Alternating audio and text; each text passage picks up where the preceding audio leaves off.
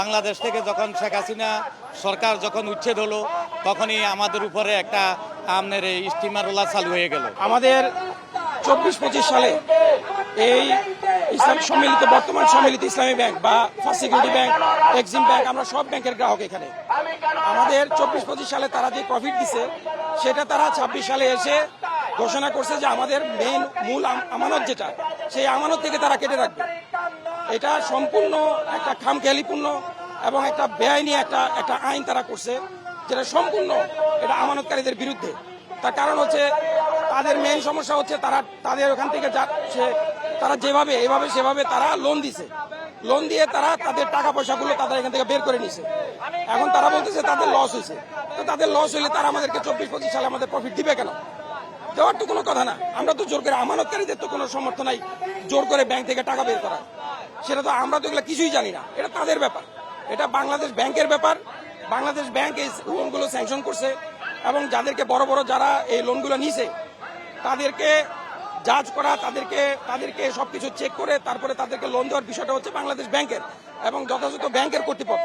যখন ব্যাংক আপনার টাকা ব্যাংক ভল্ট থেকে টাকাটা যখন নেওয়া হয়েছিল, যখন তছরূপ হলো, তখন তো আপনাদের সহযোগিতা তো হয়েছে।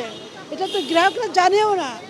আপনার ভলিউম দেখে, আপনার অডিট রিপোর্ট দেখে আমার মতন যারা আমানতকারী আছে তারা টাকা রাখছে এখানে।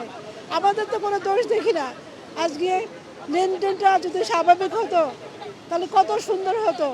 আজকে আমাদের দাঁড়ানো লাগতো না, প্রতিবাদ করা লাগতো না। ব্যাংকে যে আমাদেরকে ম্যানেজারদের কাছে যে অপদস্থ হচ্ছে ম্যানেজার, এটা খুবই আমাদের জন্য একটা মানে এটা ভোগান্তি, তাদের জন্য একটা ভোগান্তি। আমরা লেনদেন করি আজ থেকে ধরেন 24, 21, 22, 23, 24, 25 আমরা যখন লেনদেন করি তখন তাদের এই দুরবস্থা ছিল না। যখন এই বাংলাদেশ থেকে যখন শেখ হাসিনা সরকার যখন উচ্ছেদ হলো তখনই আমাদের উপরে একটা আমনের এই স্টিমারওয়ালা চালু হয়ে গেল। এখন আজকে আমার যে শান্তিপূর্ণ যে আলোচনা আমরা করতে আসছি, আমাদের এখানে 3টি দাবি, মূল দাবি হলো 3টা। আমাদের 1 নাম্বারে হলো হেয়ার কাটটা বাতিল করতে হবে এবং 2 নাম্বার হলো আমাদের যে আমানত আমরা রেখেছি এটার মেয়াদ উত্তীর্ণ হলে আমাদের টাকা আমাদের আমানতটা আমাদেরকে ফিরিয়ে দিতে হবে এবং লেনদেনটা স্বাভাবিক করতে হবে। এটাই হলো আমাদের মূল দাবি। এখন আসেন, আমরা যে এখানে 76 লক্ষ গ্রাহক আমরা আমাদের আমানতের টাকাগুলো ব্যাংকে রেখেছি।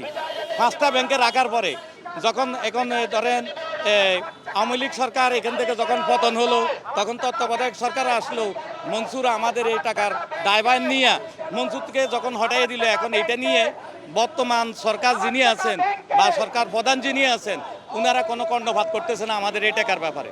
এখানে ব্যাংক রিজলিউশন কমিটি কর্তৃক একটা স্কিম করা হয়েছিল, প্রথমে 2 লাখ টাকা এবং 3 মাসের মধ্যে 1 লাখ টাকা করে দেওয়ার কথা। এখন যার যে অ্যামাউন্ট আছে, এফডিএর থেকে শুরু বিভিন্ন প্রোডাক্ট আছে, এই প্রোডাক্ট যখন মিসইউজ হয় কোনো ব্যাংক তার অ্যামাউন্টটা তার সেভিংসে পাঠায় না, সে রিনিউ করে না। কোনো ব্যাংক রিনিউ, আমি প্রত্যেকটা ব্যাংকে বলবো আমার 5 লাখ টাকা এফডিএর আছে, এফডিএর মিসইউজ হয়েছে, আপনি আমার ওই টাকাটা আমার সেভিংসে পাঠিয়ে দেবেন, আপনি আমার মূল টাকাটা রাখেন।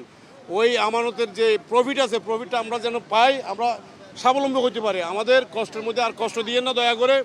আপনারা যারা আছেন আপনারা সবাই ভালো করে জানেন যে আমাদের এই দাবিটা নিয়ে সরকারের সকল মহল যেন সুস্থ হয়। যতক্ষণ পর্যন্ত আপনি হেয়ার কাট বাতিল না করে ব্যাংকে স্বাভাবিক করেন নাই, আমাদেরকে স্বাভাবিক নতুনভাবে লেনদেন করতে সুযোগ দেন নাই, ততক্ষণ পর্যন্ত এই ব্যাংক দাঁড়াবে না। এটা হলো বাস্তবতা।